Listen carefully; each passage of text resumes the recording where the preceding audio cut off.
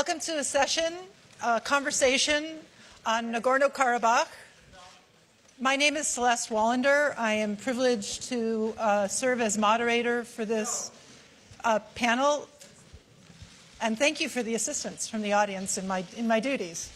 I am going to start by inviting our esteemed guests to offer some initial thoughts on the challenges and opportunities each sees in the challenge of resolving the dispute over Nagorno-Karabakh.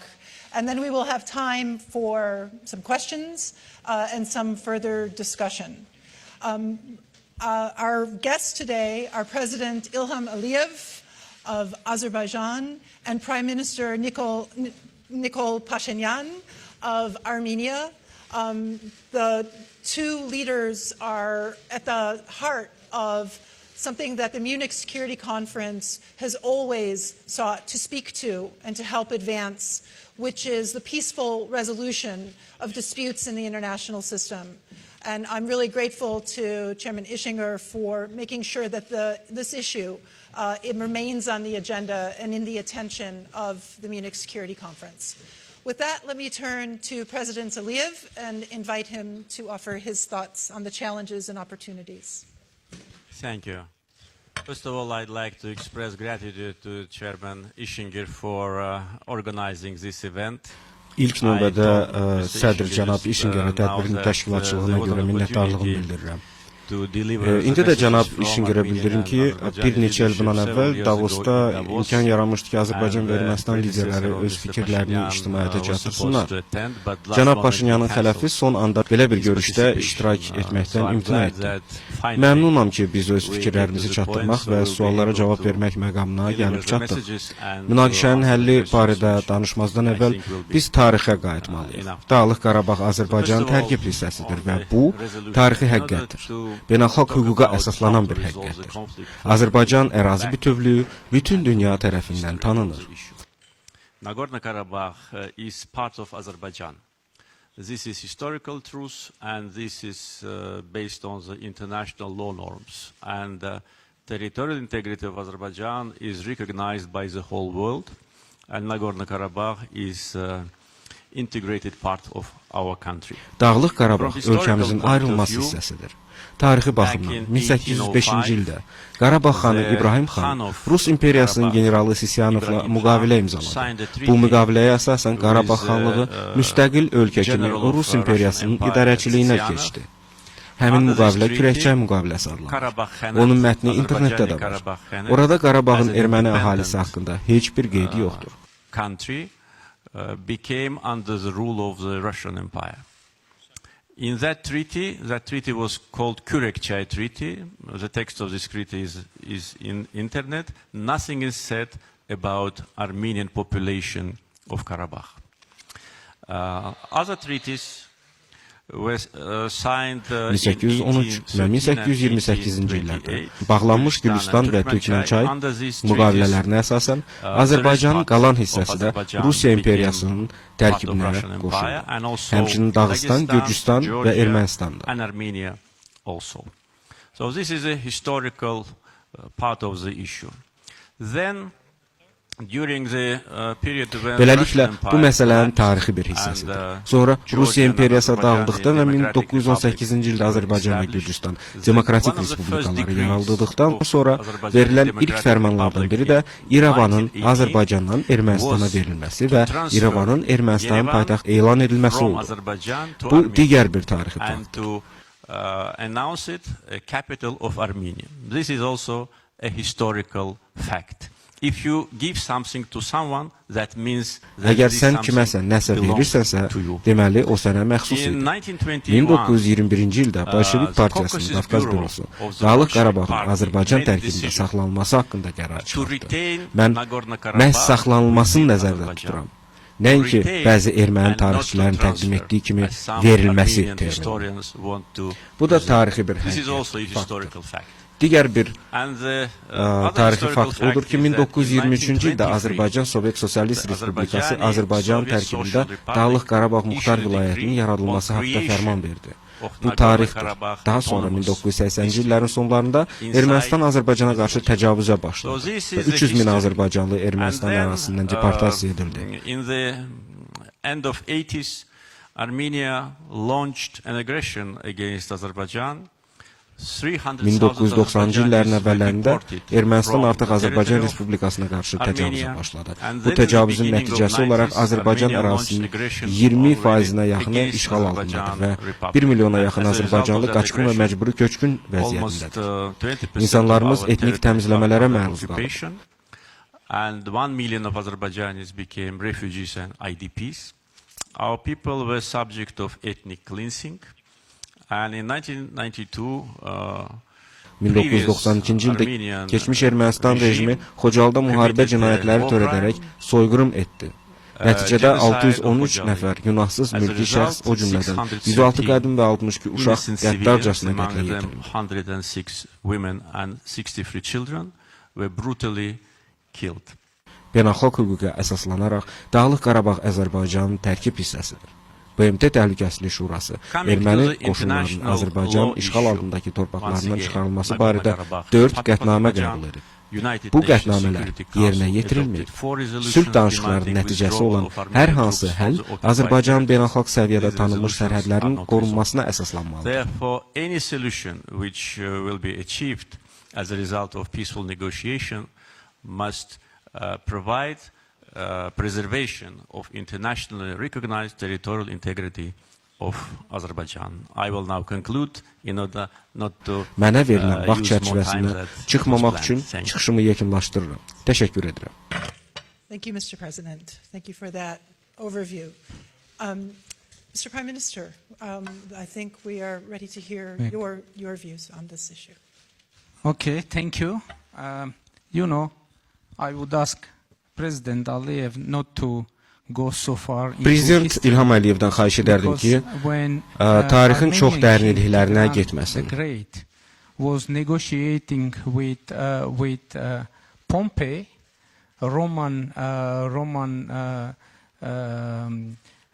Çünki Ermənistan böyük kralı Tigranın Pompey ilə danışıqlar apardığı zaman Cənubi Qafqazda Azərbaycan adlı bir dövlət mövcud olmayıb. Named Azerbaijan. And so I don't think it is right way to go so far because I could go even further. Ona görə də məsləhət görərdim ki, tarixin bu qədər dərinliklərinə getməyək. Yoxsa mən daha dərinlərə gedə bilərəm. Hətta eramızdan əvvəl 400 il əvvəl misallar gətirə bilərəm. 100 years before Christ. But I wouldn't do that because I don't think it is right way to go. As far as Nagorno-Karabakh is concerned like a country, I should say that I'm not agree with President Aliyev because Caucasian Bureau Dağlıq Qarabağ gəldikdə isə Qafqaz bürosu bu regionu Azərbaycanın yox, üzr istəyirəm, Ermənistan tərkib hissəsi olaraq qəbul edib. Və bu, yəni, heç bir qanuna zidd deyil. This was totally lawful decision, and after that, according to the personal Yosif Stalinin şəxsi təşəbbüsü əsasında bu qərar sonradan dəyişdi və deyərdim ki, bu Stalinin, Leninin və Atatürk'ün birgə ssenarisi oldu. Plot between Stalin, Lenin and Atatürk. And Karabakh never been Lakin Qarabağ heç vaxt müstəqil Azərbaycanın tərkib hissəsi olmayıb. Qarabağ Azərbaycana Sovet İttifaqının formalaşdığı bir dövrdə verilib. Qarabağ Azərbaycana bu zaman daxil olub. Into Azerbaijan only in the process of forming Soviet Union. And Əgər hər hansı bir ərazi bütövlüyündən danışılırsa, onda biz qərar verməliyik ki, hansı ölkənin ərazi bütövlüyündən danışaq. About which country territorial integrity we are speaking. My question is, if Azerbaijan respected Azərbaycan ərazi bütövlüyünə, məsəl üçün Sovet İttifaqının ərazi bütövlüyünə Azərbaycan hörmət edirdisə, o da bu qurumu tərk etdi və Azərbaycan necə bu qurumu tərk etdisə, Qarabağ da həmin yolla Azərbaycanı tərk etdi. Nagorno-Karabakh left Soviet Union. You can say that I'm now speaking on a country which doesn't exist. Deyə bilərsiniz ki, mən hazırda mövcud olmayan bir ölkə haqqında danışıram. Yəni Sovet İttifaqı haqqında danışıram. Sovet İttifaqını nəzərdə tuturam. Ancaq onu da qeyd edək ki, tərkibində Qarabağ olan Sovet Sosialist Azərbaycan Respublikası da hazırda mövcud deyil. Və bu bir həqiqətdir. Azərbaycan necə Sovet İttifaqından ayrılaraq müstəqilliyini elan etdi, Qarabağ da o yolla Azərbaycandan ayrılaraq müstəqilliyini elan edib. And like Azerbaijan gained independence from Soviet Union, in the same way, Karabakh gained independence both from Soviet Union and from Soviet Azerbaijan. As far as Xocalı is concerned, Xocalı məsələsinə gəldikdə isə 90-cı illərin ortalarında Azərbaycanın sabiq prezidenti Ayaz Mütəllibov Rusiyanın Argumenti Faktı nəşrinə müsahibəsində qeyd etmişdir ki, Xocalıdakı təxribat onu hakimiyyətdən uzaqlaşdırmaq istəyən o dövrki Azərbaycan müxalifətinin işi idi və elə belə də baş verdi. Provocation in Xocalı was organized by Azerbaijani opposition to tackle him from the power. And this happened actually because as a result of that event, Ayaz Mütəllibov was Xocalıdakı hadisədən sonra Ayaz Mütəllibov Azərbaycan prezidenti postundan uzaqlaşdırıldı.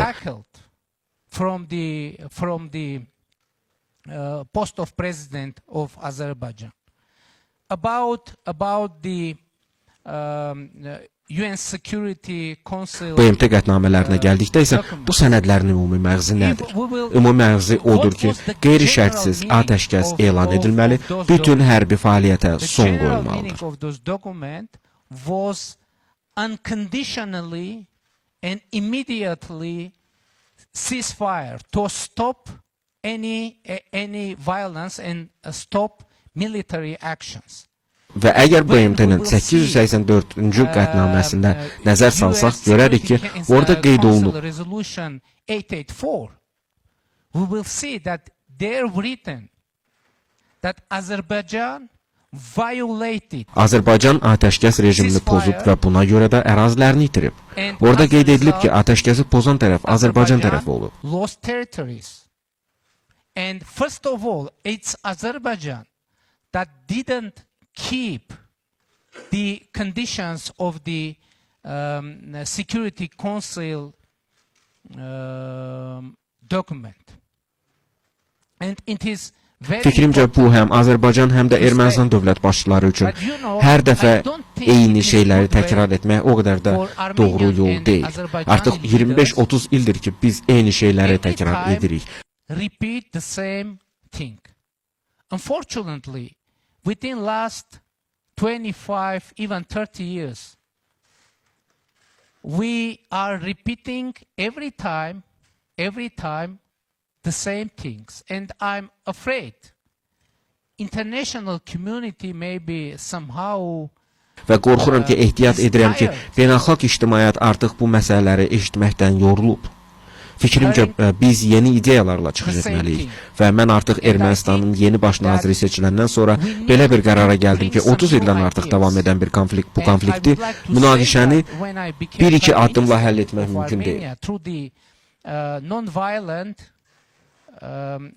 Velvet People's Revolution, I understood that it isn't possible to solve 30 years lasting conflict with one or two steps. And I thought that for solving this problem, we need to have bu münaqişənin həlli üçün inqilaba ehtiyac var. Ona görə də mən indi mikro-inqilabi təşəbbüsümlə çıxış etmək istərdim. İndi növbə mənə gələndə mən öz təşəbbüslərimi, mikro-inqilabi təkliflərimi sizə çatdıracağım.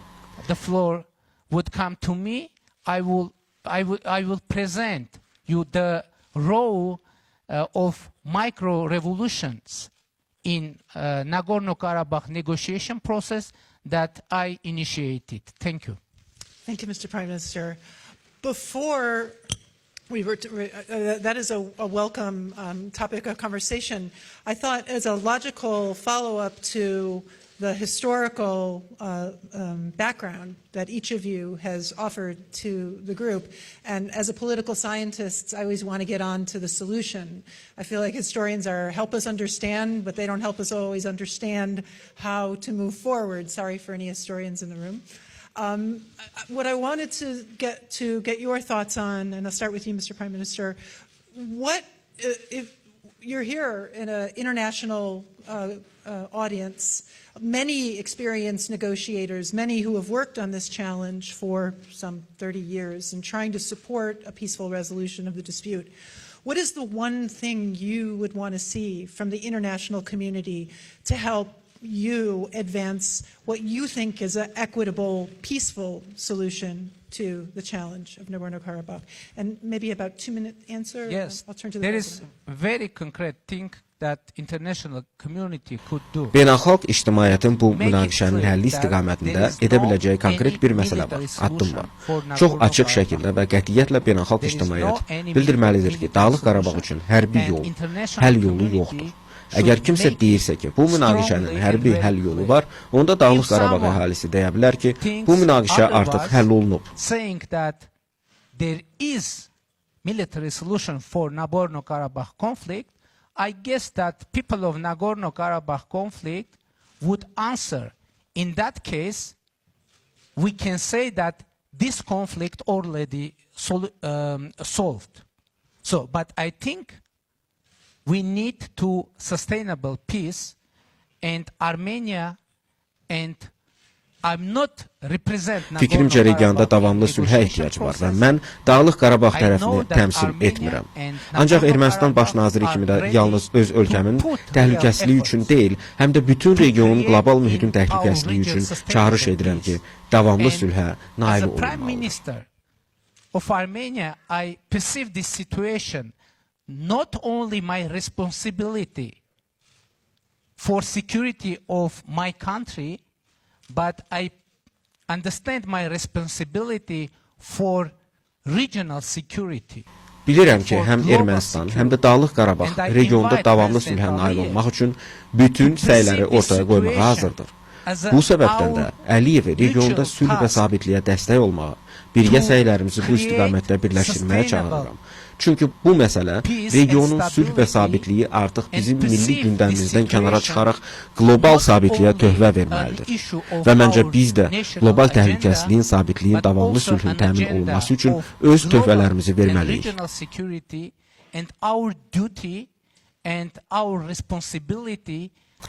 Sizi inandırıram ki, Ermənistan və Dağlıq Qarabağ regionda və qlobal səviyyədə təhlükəsizliyin təmin olunmasında səylərini tam ortaya qoymağa hazırdır.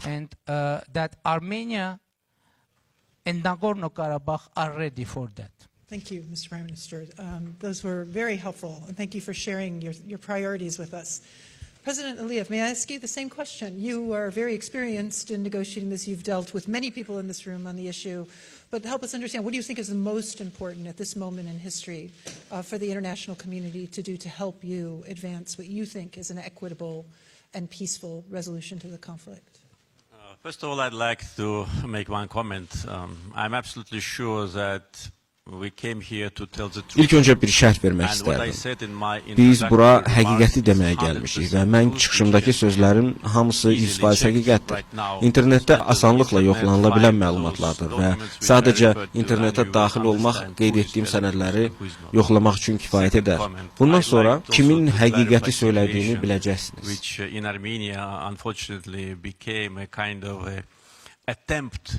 İkinci şərhimdə isə Ermənistanın Xocalıda törətdiklərinə çox təəssüf ki, haqq qazandırmaq cəhdlərinə aydınlıq gətirmək istərdim. Sabiq Prezident Ayaz Mütəllibov o hal-hazırda sağ-salamatdır və Bakıda yaşayır.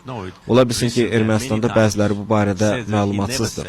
O, Xocalı soyqırımının Azərbaycan tərəfindən təşkil olunmasını heç vaxt deməyib. Bu saxta xəbərdir. Rusiyada olan bəzi erməni jurnalistlər tərəfindən icad olunan bir xəbərdir. And that was put in Russian press, but he never said that. And this is absolutely true. What committed the genocide in Xocalı, their names Xocalı are known. soyqırımın törədənlərin adları məlumdur. Onlar həm yerli ermənilər, həm Ermənistanda yaşayan ermənilər, həm də erməni diasporasındadırlar. Bu barədə bir neçə beynəlxalq məqalə də dərc olunub. Ona görə də Azərbaycanlıların özlərini öldürməyi, 63 uşağı, 100 qadını qətlə yetirmələri və hətta 1000 nəfərdən çox şəxsin taleyindən bu günə qədər xəbər olmaması, yəni bunlar demək sinizmin son həddidir. Və beynəlxalq ictimaiyyət ilk öncədə ATƏT-in Minsk qrupunun həmsədrlərini nəzərdə tutaraq onların Dağlıq Qarabağ Ermənistanın olmadığını və müstəqil olmadığı və qanunsuz varlıq olduğunu Ermənistan tərəfinə izah etməlidirlər. Bu birincisi. Very clearly explain to Armenian side that Nagorno-Karabakh is not Armenia, that Nagorno-Karabakh is not independent country. No one recognizes this illegal entity. So this is number one. The second, I think there should be more international pressure on Armenia. İkincisi isə odur ki, beynəlxalq ictimaiyyət daha çox Ermənistana təzyiq etməlidir. Ermənistana BMT-nin qətnamələrinin icra olunması üçün daha çox təzyiq göstərilməlidir. Erməni qoşunları qeyd-şərtsiz olaraq Dağlıq Qarabağın və həmçinin işğal olunan 7 ətraf rayonlardan dərhal və qeyd-şərtsiz şəkildə çıxmalıdırlar. It says Armenian troops should immediately and unconditionally withdraw from the occupied territories. Not only Nagorno-Karabakh is occupied, but 7 districts surrounding it. Armenia wants to hide it. 7 districts where Armenians never leave. Bu 7 rayon faktını Ermənistan gizlətməyə çalışır. Bu 7 rayonda ermənilər heç vaxt yaşamayıblar. 1989-cu ilin son Sovet əhalisinin siyahıya alınmasına görə Dağlıq Qarabağın əhalisi 189 min təşkil edib və bunun 139 mini ermənilər, 48 mini Azərbaycanlılar təşkil edirdi. Qalan hissəsini isə digər təmsilçilərdir. So all Azerbaijanis were ethnically cleansed from Nagorno-Karabakh. Bütün Azərbaycanlılar Dağlıq Qarabağdan və bizim qədim şəhərimiz olan Şuşadan qovulub və sonra da etnik təmizləmələrə məruz qalıblar. Sonra da ətrafda olan 7 rayondan da Azərbaycanlılar qovulub və etnik təmizləmələr bu rayonlarda da baş verib. Bu bizim mədəniyyətimizə qarşı cinayətdir. Onlar bizim məscidləri, qəbirləri dağıdır, şəhərlərimizin adlarını dəyişdiriblər və həm də bitişik rayonlarla birlikdə Dağlıq Qarabağın yeni xəritəsi də çap olunub. Sonra da deyirlər ki, biz bununla razılaşmalıyıq. İlk növbədə beynəlxalq ictimaiyyət Ermənistana Dağlıq Qarabağın Azərbaycan olduğunu izah etməlidir. İkinci növbədə sərt təzyiq göstərilməlidir ki, bu təcavüz dayandırılsın. Üzr istəyirəm, baş nazir sülhdən danışır. Yaxşı, mən bununla razılaşıram. Bəs bugün təmas xəttində Azərbaycan əskərinin erməni snayper tərəfindən öldürülməsi necə izah oluna bilər? So I think the elements of the challenge are clear to everyone. There is a complicated history, territory that has been part of different political entities over time, the human tragedy of refugees and those killed on both sides, a ceasefire that is not held for a period of time enough to create trust and a basis for moving forward on a political negotiation. So I'd welcome some questions on some of these issues. May I make several, How about, so I want to move to the questions, and I'm guessing that the questions will provide the opportunity for following up on several of those issues, if I may, because I do want to, I have my boss sitting right here, and I don't want to break the rules. We got to get to the questions. Thank you, sir. Yes, the first question. With help, I have a microphone in the audience, I believe. Yes? And after I created the space for a question, now you're all going to fail me. Is this right? Because then I'll just turn back to Mr. Prime Minister. Please, you can follow up. Okay. Okay, I will come to that question. Yeah, we'll come to that question. Go ahead, sir. Go ahead. I would like to make several comments. First of all, Bəzi şərhlər vermək istərdim. BMT Təhlükəsizlik Şurasının qətnamələrində Ermənistan ordusu sözü yoxdur. Yerli silahlı qüvvələr ifadəsi var. Bu, Qarabağda yaşayan ermənilərin özünü müdafiə silahlı birləşmələridir. Ermənistan ordusu deyil. Nagorno-Karabakh formed forces for self-defense, and there is no written Armenian troops. about victims. Yes, Qurbanlara gəldikdə isə bu faciədir. Həm Ermənistan, həm də Azərbaycan tərəfdə minlərlə insan münaqişə nəticəsində həlak olub. People died as a result of that conflict. And both Armenian and Azerbaijanis. And this is fact. But personally I read in Şəxsən mən Argument İfaktı qəzetində Azərbaycan eks-prezidentinin müsahibəsini oxumuşam.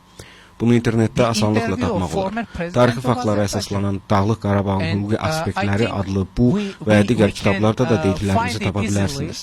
In the internet, on historical facts, there is a book, Nagorno-Karabakh Legal Aspect, and what I said, you can find it there, and you can find it in the historical books. Şəhərlərin adları və etnik təmizləmə məsələsinə gəldikdə Dağlıq Qarabağda Şaumyan adlı rayon var idi. In Nagorno-Karabakh was the region of Şaumyan. It was not in Nagorno-Karabakh. Living with Armenian. Yaxşı, yaxşı. Şaumyan hardadır? My opinion is Mənim fikrimcə Dağlıq Qarabağ. Okay, but there is a region. There is a region Şaumyan, and in 1988-ci ildə oranın əhalisinin 100% erməni idi. İndi isə orada bir nəfər də erməni yaşamır. Armenians, and now there is no one Armenian, and the name of Şaumyan is changed into the Azerbaijani Şaumyan adı dəyişdirilib. Onun adını Azərbaycan dilində demək mənim üçün çətindir. Prezident Əliyev bugün Azərbaycan əskərinin öldürülməsini dedi. Soldier was killed, and I can say that today in the border bugün Ermənistan-Azərbaycan sərhədində Qazax istiqamətində Azərbaycanlı snayper tərəfindən bir erməni əskəri yaralanıb. Bu prosesi dayandırmaq üçün çalışmağımız bizim ümumi işimizdir. What to do? Stop this process. Thank you. That's a good place to turn over. I am going to give you, Mr. President, the opportunity to answer the specific points you disagree with, and then we do have a questioner, so I don't want to miss that opportunity. Please. Just comments, because once again, I came here to tell the truth. Mən bura həqiqəti deməyə gəlmişəm. Argument İfaktı qəzetində nə yazıldığını bilmək istəmirəm. Bu sadəcə bir qəzetdir, müstəqil qəzetdir və orada çoxlu sayda ermənilər çalışır. Biz Azərbaycanda bilirik ki, Rusiyanın aparıcı qəzetlərində nə qədər erməni işləyir və onların istədiklərini yazırlar. Azərbaycan eks-prezidenti Ayaz Mütəllibov rəsmi şəkildə bəyan edib ki, o bu sözləri heç vaxt deməyib.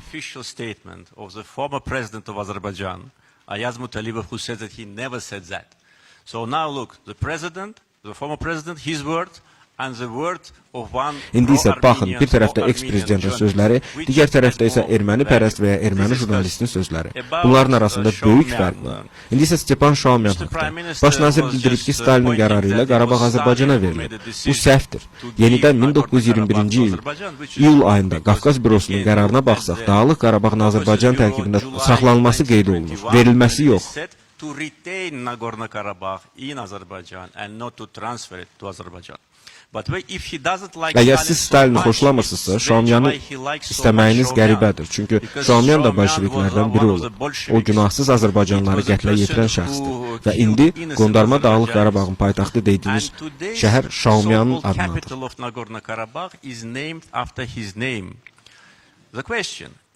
Sual, əgər Dağlıq Qarabağ Ermənistanın qədim torpağıdırsa, onda niyə bu şəhərin qədim erməni adı yoxdur? Çünki paytaxtın qədim adı Xan kəndidir. Xanın kəndi mənasını verir.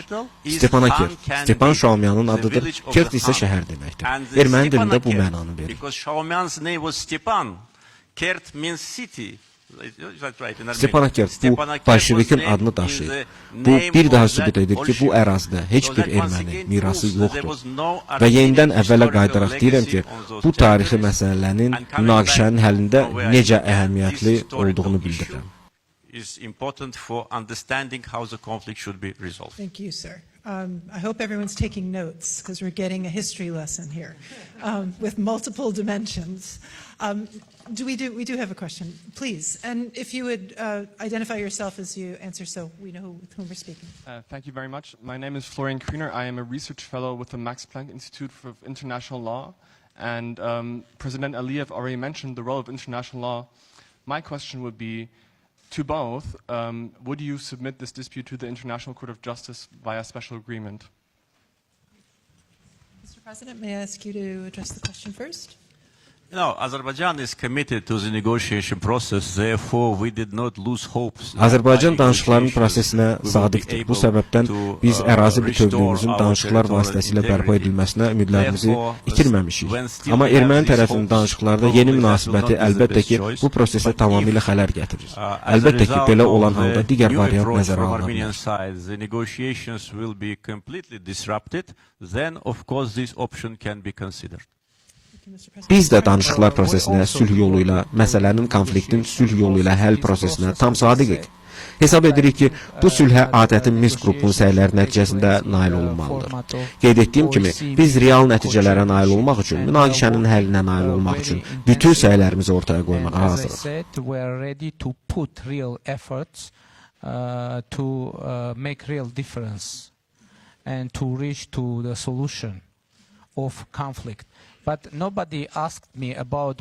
Heç kim məndən bayaq təklif etdiyim kiçik inqilabi və münaqişənin həlli istiqamətində irəli sürdüyüm kiçik təkliflərin barədə heç nə soruşmur. I am asking you to please explain.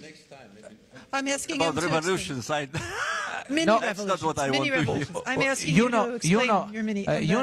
My conceptual perception is that, as I said already, Qeyd edirəm ki, uzun illərdən bəri davam edən bu münaqişəni bir-iki addımla həll etmək mümkün deyil. Ona görə də mən bu təkliflərimi mikro inqilabi təkliflər adlandırıram. Çünki hesab edirəm ki, böyük hədəfə nail olmaq üçün kiçik addımlardan başlamaq lazımdır. To transform it into mini revolution and after that to have real breakthrough in negotiation process. What was the micro revolution? In the September of 2018, 2018-ci ilin sentyabrında mən qeyd etmişdim ki, bu münaqişənin istənilən həll yolu Ermənistan, Dağlıq Qarabağ və Azərbaycan əhalisi üçün qəbul edilən olmalıdır. Və mən yeganə Ermənistan dövlət başçısıyam ki, belə bir təkliflə çıxış etmişəm. Because I'm first Armenian leader saying that any solution should be acceptable for Azerbaijani people as well. And but now after Artıq bir ildən çox vaxt keçib bəyanatımdan. Yəni, mən bu təkliflə çıxış edirəm ki, istənilən həll yolu tək öz ölkəm üçün deyil, Azərbaycan əhalisinin maraqlarını da təmin etməlidir. Digər mikroinqilabi təklifim nədir? That saying that any solution should be acceptable for all sides. It is very important micro revolution. Another revolution. In my one of the my press conference, mən mətbuat konfransının birində qeyd etmişəm ki, həm Ermənistan, həm də Azərbaycan sosial şəbəkə istifadəçiləri bir-birlərini təhqir etməməyə, bir-birlərinə qarşı alçaldıcı ifadələr işlətməməyə çağırılmalıdır. Məncə sosial şəbəkələr insanların bir-birlərini daha yaxşı başa düşməsinə xidmət etməlidir. For trying to understand each other better. And it is another way, and I think that we should, and I tried to address. Mən buradan birbaşa Azərbaycan xalqını çatdırıram. Əgər Prezident İlham Əliyev buna etiraz etməsə, əgər Azərbaycan Prezidenti Ermənistan xalqına belə bir təkliflə çıxış etsəydi, mən buna etiraz etməzdim. Burada qəribə olan məqam odur ki, Prezident İlham Əliyev Dağlıq Qarabağ nümayəndələri ilə danışıqlardan imtina edir. Bu çox qəribə bir haldır. To speak to representatives of Nagorno-Karabakh, it is very strange fact. How it is possible to solve Nagorno-Karabakh? Dağlıq Qarabağ nümayəndələri ilə danışıqları aparmadan bu münaqişəni necə həll etmək olar? Dağlıq Qarabağ həm danışıqlar prosesinin, həm də münaqişənin bir tərkib hissəsi kimi ATƏT tərəfindən qəbul olunub və bu ATƏT-in 1992-ci ilin martın 24-də 1994-cü il Budapeşt sammitində təsdiq olunub. By the OSCE, and this happened twice in 24 March of 1992 and in 1994 in Budapest OSCE summit. Thank you. So let me ask President Aliyev, what do you think of the three proposed micro-revolutions to seek the views of Azerbaijani citizens who've suffered from the war, Armenian citizens and the residents of Nagorno-Karabakh, and I assume also the occupied territories you would want to, or including refugees from those occupied territories you would want to include. And the idea of social media not being, we've heard a lot about this today, exacerbating force for hostility among the peoples, and the idea of being able to welcome speaking to one another's citizens honestly. You know, during my experience of negotiation with Armenian leaders, I had this opportunity. Mənim danışıqlar prosesində iştirak təcrübəmə əsaslanaraq deyə bilərəm ki, Baş nazir Paşinyanın iki xələfi hər zaman bir bəhanə ilə danışıqları davam etdirməməyə çalışıblar. Status quo-nu saxlamağa çalışıblar və bunu müxtəlif yollarla ediblər. All of them wanted to keep status quo unchanged, but all of them tried to do it differently. Now, when Prime Minister Paşinyana və indi Baş nazir Paşinyanın münaqişənin həlli ilə bağlı Azərbaycan tərəfi üçün qəbul edilməsindən danışdı. Mən cavab verdim. Erməni təcavüzündən əziyyət çəkən azərbaycanlıları öz evlərinə geri qaytarmaq istəyirlər. Bu onların fundamental haqqıdır. People of Azerbaijan, those who suffer from Armenian aggression, want to go back to their homes. It is their fundamental right. They are deprived from this right for Onlar bu hüquqlarından 30 ildir ki, məhrum ediliblər. Çünki Ermənistan rəhbərliyi Dağlıq Qarabağı deyil, qondarma Dağlıq Qarabağın özünü müdafiə ordusu ifadəsini işlətdi. Bu növbəti yalandır. Çünki siz də bilirsiniz, mən də bunu bilirəm ki, Dağlıq Qarabağ ordusunun 80%-dən çoxu Ermənistan vətəndaşlarıdır. Bu həqiqətdir. Bəlkə də heç 80% də deyil. Dağlıq Qarabağ ordusu anlayışı yoxdur. Dağlıq Qarabağ Respublikası anlayışı yoxdur. Bu münaqişənin iki tərəfi var. Ermənistan və Azərbaycan. And the only two parties to the conflict, Armenia and Azerbaijan. Ask OSCE Minsk Group co-chairs, who are the parties to the conflict? They will say the same, Armenia and Azerbaijan. Bu barədə ATƏT-in Minsk Qrup həmçinin sədrlərindən soruşur. Münaqişə tərəfləri kimlərdir? Onlar da eyni sözləri deyəcəklər. Ermənistan və Azərbaycan. Dağlıq Qarabağ yoxdur. Niyə yoxdur? Bu başqa sualdır. Bu barədə onlarla da danışmaq fikrimiz yoxdur. Biz təcavüzkarla danışırıq. Biz Dağlıq Qarabağla danışmağa hazırıq. Yalnız bir halda Ermənistan bu qeyri-qanuni varlığa maliyyə ayırmağı dayandırır. Ermənistan bütün qoşunlarını geri çəkir. Tamamilə bizim ərazimizdən geri çəkilir. Onda bizim onlarla danışmağa argumentlərimiz olacaq. Ermənistan burada olduğu müddətdə biz onlarla danışıqlar aparmayacağıq. Onlar fikirləşirlər ki, status quo-nu dəyişməz saxlamaqla bizim ərazilərimizi həmişəlik işğal altında saxlaya bilərlər. Mən əminəm ki, bu belə olmayacaq. Ərazi bütövlüyümüz bərpa etdirilməlidir. Məsələnin ikinci hissəsinə gələk. Bu yaxınlarda jurnalistlərin qarşılıqlı səfərləri oldu. Bu təcrübəni təkmilləşdirmək lazımdır. Çünki bu formata həm Ermənistan, həm də Azərbaycan cəmiyyətində o qədər də dəstək gəlmədi. Amma bu iki liderin bizim qərarımız oldu. Biz çalışırıq ki, münaqişənin sülh yolu ilə həlli üçün imkanlardan istifadə edək. Erməniləri fikrindən daşındırmaq istəyirik ki, onlar bu cür həmişəlik yaşaya bilməzlər. Gələcəkdə qonşuluq və sülh şəraitində birgə yaşamaq üçün onlar həll yolunu tapmalıdırlar. As neighbors. Well, I appreciate you reporting that constructive step, or that attempt at a constructive attempt, because that's the spirit we want to support. We have time for maybe one more question and some closing remarks. Is there another question from the floor? Yes. Thanks a lot. My name is Elena Chernenko. I'm a Russian journalist from the Kommersant newspaper and the Munich Young Leader of 2015. Russia is one of the countries that is trying to bring about a solution within the OSCE process. And as far as I understand, one of the proposals was maybe leaving the status question for later and trying to do something that maybe the sides can more eagerly agree about, for example, about those districts around Nagorno-Karabakh, creating a corridor and other steps. So do you see any chances for an interim solution that would leave the status question for later and resolve maybe some of the other things? Thank you. President Aliyev, do you have thoughts on the question? Yes, I think this is possible. Düşünürəm ki, bu mümkündür. Bu təklif Azərbaycan tərəfindən ciddi hesab olunur. Ümumilikdə biz buna razılığımızı vermişik. Əlbəttə ki, bu münaqişə mərhələli şəkildə həll edilməlidir. Bir addımla, bir günə bunu edə bilmərik. İlk mərhələdə Rusiya tərəfinin təklifinə əsasən işğal altındakı ərazilərin bir qismi azad edilməlidir. Azərbaycanlı məcburi köçkünlər bu ərazilərə qayıtmalıdır. Bu ərazilər yenidən məskunlaşdırılmalıdır. Ermənistan və Azərbaycan arasında münasibətlər normallaşdıqda Dağlıq Qarabağ statusu sonra müzakirə edilməlidir. Hər iki tərəf buna hazır olduqda. Çünki işğal altındakı torpaqlar azad edilməsi prosesi başlamasa status məsələsində razılığa gələ bilmərik. And the status of Nagorno-Karabakh to be discussed later when both sides are ready. Because without the process on the ground, without beginning of liberation of the territories, it will be not possible to agree on the status. Bizim mövqeyimiz Dağlıq Qarabağ statusu Azərbaycan ərazi bütövlüyü pozulmadan müəyyənləşdirilməlidir. Biz dəfələrlə deyirik ki, Azərbaycan çox konfessiyalı və çox millətli ölkədir. Azərbaycanda sülh şəraitində yaşayan azsaylı xalqlar var. Azərbaycan ərazi bütövlüyü bərpa edildikdən sonra ermənilər də milli azlıqlar kimi, digər millətlər yaşadığı kimi burada imtiyaz və hüquqlara sahib ola bilərlər. And when our territorial integrity is fully restored, Armenians as national minority will enjoy all the rights and privileges as any other representative of any other nation in our country. Well, thank you, President Əliyев. Step by step sounds like your own micro-revolution, so I like this theme.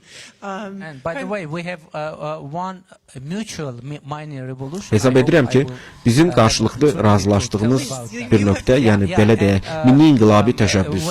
Tacikistanda düşənbədə biz ilk dəfə prezidentlə görüşəndən sonra aramızda ölkələrimiz arasında olan gərginliyi biraz azaltdı və biz birbaşa informasiya mübadiləsi aparmışıq. Və buna görə də Əliyevi mənim bu mikroinqilabi təkliflərin həm də müəllifi də adlandıra bilərəm. After that meeting, in general, reduced unprecedentedly, and we've been able to create direct line for contact and information, and I should accept that in that case, President Əliyev is co-author with me. As far as Azərbaycan tərəfi, yəni Prezident İlham Əliyev Dağlıq Qarabağ məsələsinə bir ərazi bütövlüyü məsələsi kimi baxır və ərazi bütövlüyü nöqteyi nəzərdən Dağlıq Qarabağı öz tərkib hissələri kimi görürlər. Amma Dağlıq Qarabağ üçün bu münaqişənin həlli ilk növbədə təhlükəsizlikdən ibarətdir. Çünki Dağlıq Qarabağ nə vaxt öz müqəddəratını təyin etmək istəyirsə, orada yaşayan ermənilərə qarşı hərbi münaqişəyə əl atılır və məhz buna görə də münaqişə baş verdi və Dağlıq Qarabağ erməniləri özünü müdafiə yolunu seçdilər. Military actions started against Armenian of Nagorno-Karabakh. And Armenians of Nagorno-Karabakh were forced to organize self-defense. President Əliyev was speaking on Şuşi. Prezident Əliyev Şuşadan danışdı. Dağlıq Qarabağın paytaxtı Stepanakert illərlə Şuşadan bombalanırdı. Dinç sakinlər yeraltı sığınacaqlarda uzun müddət yaşamalı oldu. Bu həqiqətdir. Kiməsə təhlükəsizliyindən imtina etmək mümkün deyil. Dağlıq Qarabağın həmçinin. They are living in underground for many long time, and this is the truth. It isn't possible to give up security for anyone, and for Karabakh as well. Prezident Əliyev Azərbaycan silahlı qüvvələrini xatırlatdı. Mənim oğlum Dağlıq Qarabağda xidmət keçir. O könüllü gedib. O, öz və həmvətənlərini müdafiə etmək istəyir. Çünki o tarixi bilir. 1998-ci ildən başlayaraq nələrin baş verdiyini bilir. Voluntarily to defend his compatriot because he knows history, what happened from 1998. And I already said about the Şamiyan region with 100% of Armenian Mən Şamiyan rayonundan danışdım. Oranın 100% əhalisi ermənilər idi. Lakin indi 0%-dir. Naxçıvanı demək istəyirəm. Bu Azərbaycan tərkibində muxtar respublikadır. Orada çoxlu sayda ermənilər yaşayırdı. Lakin indi heç bir erməni də yoxdur. Azərbaycan, and now there is no one Armenian. And one more sentence. President Əliyev is saying Daha bir cümlə demək istəyirəm. Prezident Əliyev deyir ki, Dağlıq Qarabağ münaqişə və danışıqlar tərəfi deyil. Amma Azərbaycan 2 dəfə Dağlıq Qarabağla razılaşma imzalayıb. İlk dəfə 1994-cü ildə bu atəşkəs sazişi idi. Azərbaycan, Ermənistan və Dağlıq Qarabağ arasında. Müdafiə nazirləri arasında imzalanmışdı. Bundan 3 ay sonra 94-cü ilin iyul ayında onlar təsdiq etdilər ki, bu atəşkəs münaqişənin siyasi həllinə qədər saxlanılacaq. In July of 1994, they confirmed that the ceasefire would be kept until the political resolution of that conflict. So we are at the end of our session. I think that I would like to express my gratitude to President Aliyev and to Prime Minister Paşinyana for their extraordinary knowledge, their extraordinary passion. I think it is clear that both of these leaders care very deeply about resolving the conflict, but care very deeply about how the conflict will be resolved, and we cannot expect less. I also think, in addition to the fact that we heard the full scope of the challenge and the dynamics of the challenge and the elements of the challenge, we also, and I'm grateful to both of you, heard elements of what the opportunities could also be for a way forward in improving the lives of those affected by the conflict, and maybe through micro steps or micro revolutions, beginning a constructive process of finding a peaceful resolution. So we are extraordinarily lucky at this historic opportunity here at the Munich Security Conference. And let us thank, please, President Aliyev and Prime Minister Paşinyana for sharing their thoughts with us. Please. And with your permission, just one remark, because that topic, just one constructive, on self-determination only. I will not talk Öz müqəddəratını təyin etmə məsələsinə şərh vermək istərdim. 19-cu əsrin əvvəllərində İrəvan əhalisinin 70% azərbaycanlılardır. Mən bu barədə heç danışmadım. Erməni xalqı öz müqəddəratını artıq təyin edib. Onların ölkəsi var. Əgər ikinci dəfə öz müqəddəratını təyin etmək istəyirlərsə, başqa ərazilər tapsınlar. Azərbaycan ərazisində deyil. My advice is to find other places on earth to self-determinate them for the second time, not in Azerbaijan.